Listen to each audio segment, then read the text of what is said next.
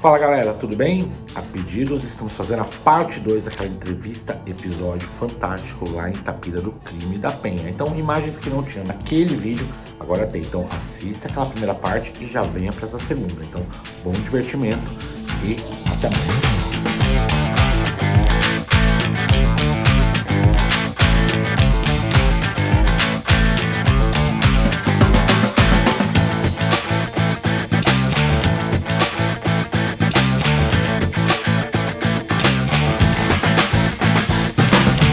Pois é, nós decidimos que não queremos somente entrevistar, mas sim vivenciar. Para o nosso episódio de hoje, estamos aqui na cidade de Itapira, que fica a mais ou menos 170 quilômetros de São Paulo.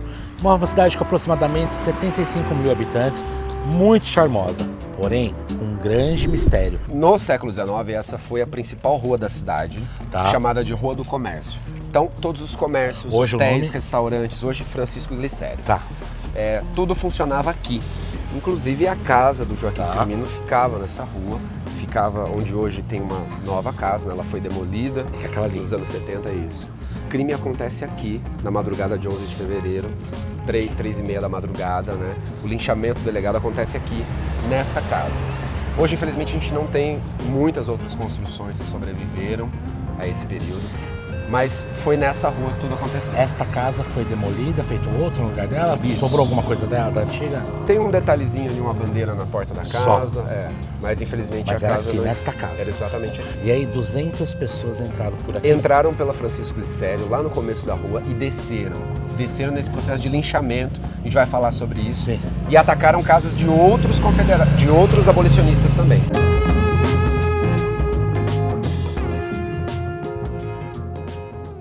Ô Eric, me explica uma coisa, esse cemitério, quem está sepultado aqui? A Valeriana, a esposa do Firmino, está sepultada aqui junto com o filho deles. Ele não? Não, ele foi levado para Mojimirim. Sim. Inclusive, o registro, né? O registro do velório dele em Mojimirim, né? O registro dessa comoção é muito emocionante, porque quem veio buscar o corpo dele aqui na Penha do Rio do Peixe foram os amigos dele de Mojimirim. Foi o grupo abolicionista de lá. Indignado. E aí ele foi levado para lá. Nossa. A Valeriana, ela sobrevive à morte dele, vai passar um tempo em Mojimirim, mas volta para a cidade aqui, né? Não mais Penha do Rio do Peixe, mas agora Itapira. E ela morre aqui nessa cidade. E ela viveu até o resto da vida dela aqui? Até o fim da vida dela, convivendo com os assassinos do marido. E as pessoas lá respeitavam? Ela era uma pessoa respeitada? Respeitada, né? A vida toda vivendo como viúva, inclusive alguns parentes dela estavam envolvidos no crime, né? Alguns tios e tal. Que você vai encontrar lá daqui a pouco, né? Mas me fale, ela viveu aqui como se uma cidadã.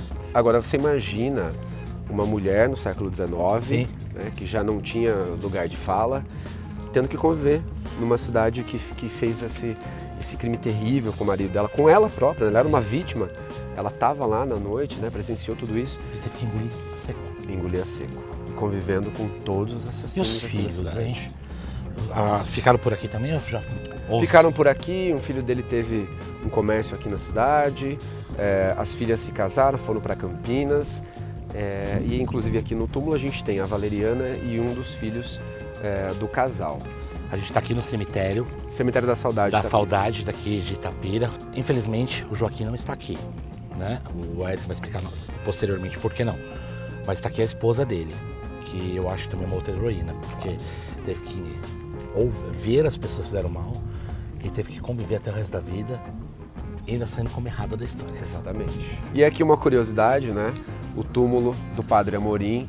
Esse cara, em 1913, fundou a Igreja Brasileira, começou a Católica Brasileira. Isso, começou a rezar as missas em português, começou a dar espaço para as mulheres, para a comunidade ex-escravizada, os pretos. Então ele é um ícone aqui. Ele é a Igreja Brasileira, fundada em 1913, alguns meses, assim, uma guerra entre ele e a Igreja Católica, ele foi excomungado. E assim, curiosamente... porque é romana, né?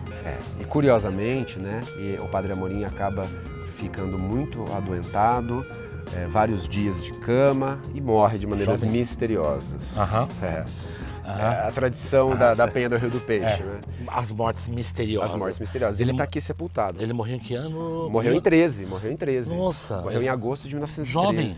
Jovem. Ele é português da Ilha da Madeira. Mas ele aí